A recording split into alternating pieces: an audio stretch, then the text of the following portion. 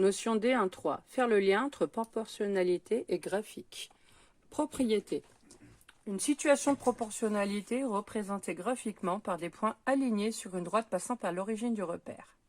Exemple. Voici un tableau de proportionnalité représentant le prix des tomates en fonction de la masse achetée et son graphique correspondant. Donc on voit que la masse de tomates c'est 1, le prix payé de 2,40. Donc masse de tomates c'est en bas, 1, prix 2,40, on fait une croix. Ça correspond donc aux 3 kg de tomates à 7,20 €, 3 kg, 7,20 €, et ainsi de suite. Donc on prend sa règle, on voit que les 3 points sont alignés sur une droite qui passe par l'origine. Donc cela correspond bien à une situation de proportionnalité. Donc on écrit les points.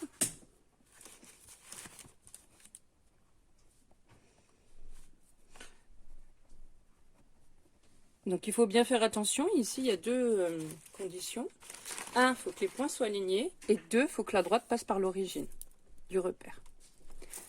Les points sont bien alignés sur une droite qui passe par l'origine du repère.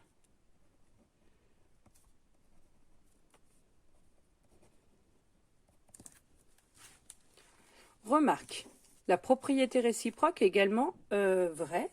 Donc la propriété réciproque, c'est la propriété qui est à l'envers. Donc dans la propriété, on disait que si je sais qu'il y a de la proportionnalité, alors je peux en déduire que sur le graphique, les points vont être alignés avec l'origine du repère. La propriété réciproque, c'est le contraire.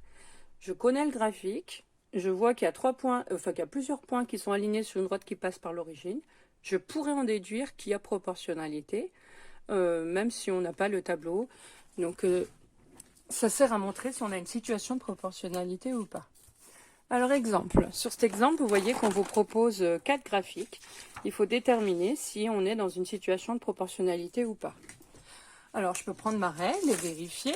Donc sur le graphique 1, je prends ma règle et je regarde, est-ce que les points sont alignés? Oui, ça passe bien par l'origine du repère. Le deuxième, est-ce que les points sont alignés? Oui. Mais est-ce que ça passe par l'origine du repère ici? Non. Troisième, alors là je vois que si je relis, c'est pas aligné, c'est sur une courbe. Dernier graphique, je prends ma règle, je regarde si ça passe. On passe par l'origine, oui. Donc sur cet exemple, on voit qu'il y a 2 graphiques qui correspondent à une situation de proportionnalité et 2 autres graphiques qui ne correspondent pas à une situation de proportionnalité. Donc il faut bien vérifier, d'où l'importance de bien vérifier les 2 contraintes. Ici, on a des points alignés, mais pas avec l'origine. Là, on a une courbe qui passe par l'origine, mais les points ne sont pas alignés. Il faut bien les 2 pour qu'il y ait une situation de proportionnalité. Donc on écrit, Donc première situation, c'est pour les graphiques 1 et 4. Les points sont alignés. Donc c'est important de l'écrire pour bien le retenir. Plus vous écrivez la propriété, plus votre cerveau aura de facilité à le retenir. Donc il y a des exercices même au brevet où comme question on vous demande si ça correspond à une situation de proportionnalité ou pas. Donc c'est cette propriété réciproque qu'il faut utiliser. Les points sont alignés sur une droite qui passe par l'origine du repère.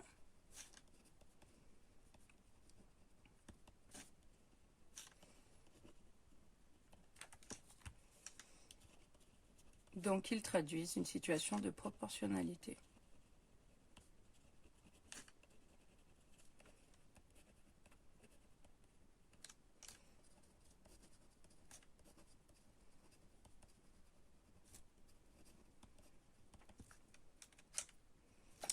Alors pour le graphique 2, donc on écrit bien que les points sont alignés.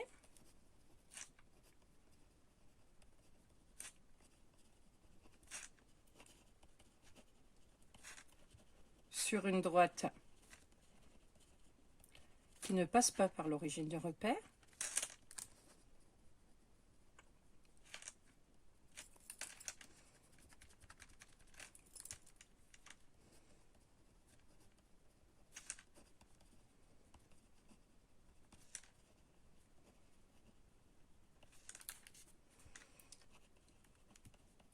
Donc, il ne traduit pas une situation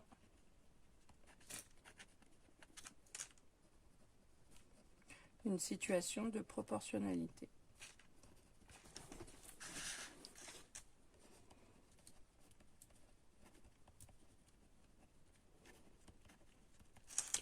Et le graphique 3.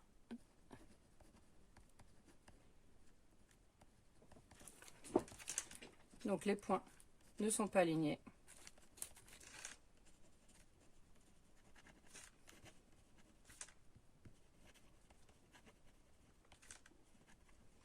Donc il ne traduit pas une situation de proportionnalité.